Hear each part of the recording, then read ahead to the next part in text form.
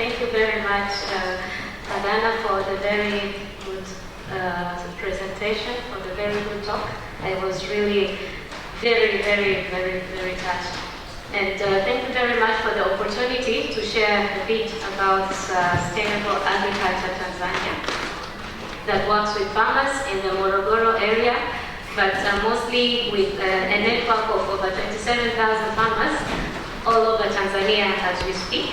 And we started as a non-governmental organization, as a group of young students at the university who thought, okay, I think we can make farming, we can make farming a bit different than just using synthetic agrochemicals and agro-fertilizers, as is in the SDGs. But also it's very important for no poverty and resilient communities, also the livelihood improvement and good health and well-being, but also we say when farmers have healthy, nutritious food and they have surplus that they can sell, it also impacts their ability to take children to school, to afford decent livelihoods, to buy clothes, to also afford medical service. And we need to work together to really achieve sustainability and to achieve the change we need. And yes, so as an organization, our vision is that majority of farmers are using acknowledged agroecological methods to improve their livelihoods, conserve the environment, and reduce pressure on natural resources. And this is what we are working towards. Victor, that is my colleague Nabi here, and she's a woman. Actually, she's a woman from the Maasai tribe as well.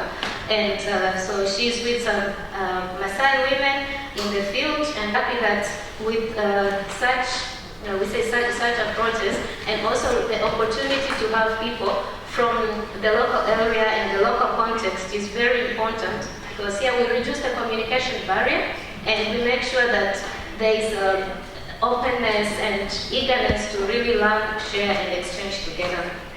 SAT has 4 pillars. We have the pillar of dissemination of knowledge, and we do that through our work in the field, in farmer field schools, but also in the demonstration plots we make in the villages.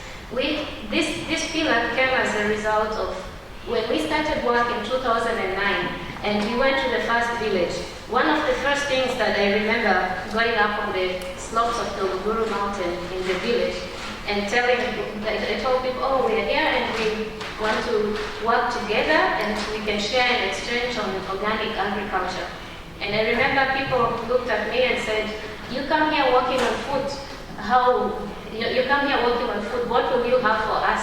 We know for people who come with projects, they come with cars, and so you come on food, okay, maybe you're not genuine, maybe you don't really have something to tell us.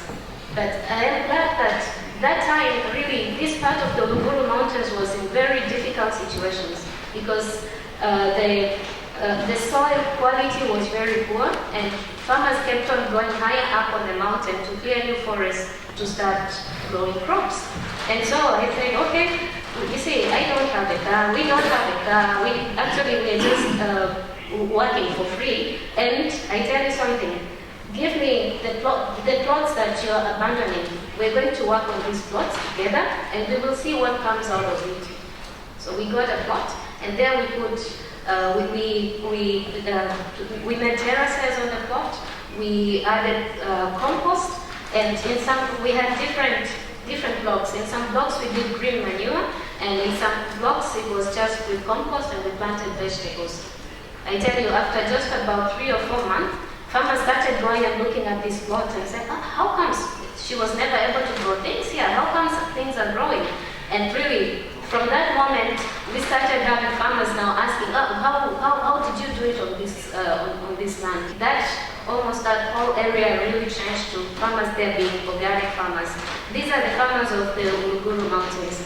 And they got, in 2012 already, they got PGS certified with the East Africa Organic Product Standards. That's 10 years ago.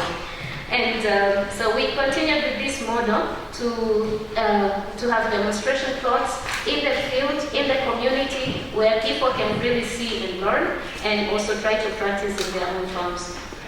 Then also we have the Farmer Training Center, and that is our avenue for dissemination as well. We receive farmers from all over Tanzania, but also from out of Tanzania, who come to share experiences, to learn and see organic agriculture in practice. I should say one thing that is very important. The Farmer Training Center is located in a dry land. We received less than 500 millimeters of rainfall in this area. It was so dry, and it was really, people would say, you cannot do anything here. And we thought, okay, this is the area where we put the center. Because already people are skeptical. They say you cannot do anything on such land. So if we're able to do something on this land, then whoever comes here is going to believe that really organic farming works, and it works in the most difficult areas. So if it works here, it can work in any other area where we come from. And every year we train more than 1,000 people who come for different trainings, not just from farmers, but also field officers from other organizations. We also receive extension officers from the government. Also, we train tutors from the Agriculture Training Institutes on organic agriculture at the center. And then the pillar of application and marketing. Here, we also saw that the market for organic products also needs to be developed. And for us, we really focused on the local market in Tanzania. And the slogan was organic food for all.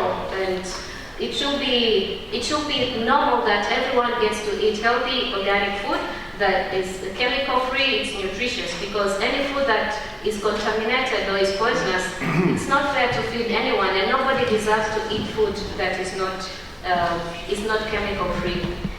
Then the pillar of research, here we collaborate with farmers, and for us we promote and advocate for a farmer-centered research approach, where farmers really are at the center of the research program, and they're the ones who they bring forward the problem, but also identify, maybe work together with scientists to look at possible solutions.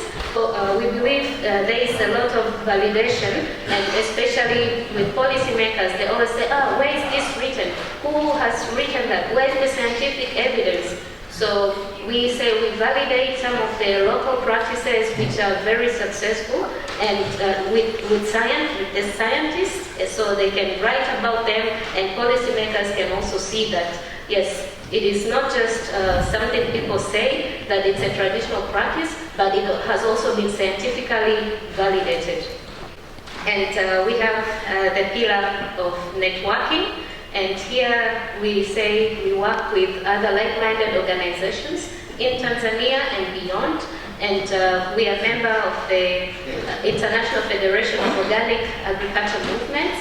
And we are very, very happy to have collaborations and working together, sharing of experiences. So over 27,000, and more than 70% at least women from 150 villages that we work with.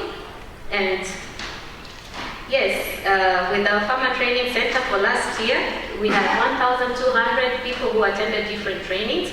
And I have to mention that the young people, the young women, the picture you see is of young women and a few young men attending a training on value addition of fruits.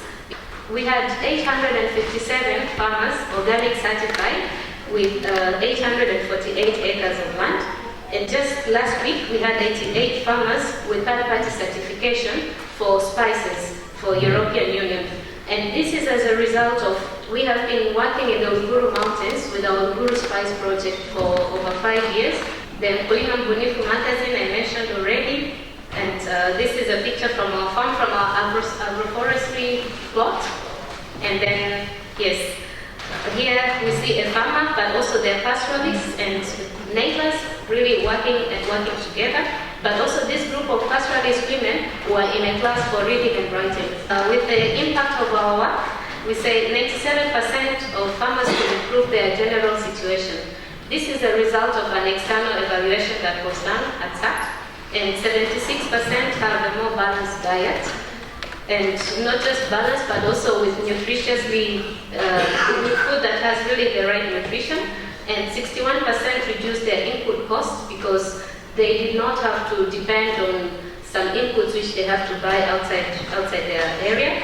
And so 50% have better market access through the organic shop, 59% reduction in water consumption due to soil water conservation measures implemented, and 38% increase in income with the situation that now for us, the farmer does not have social security, the farmer does not have health insurance.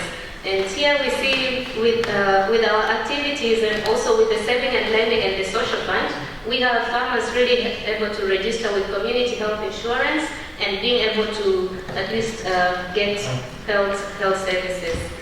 And thank you very much. And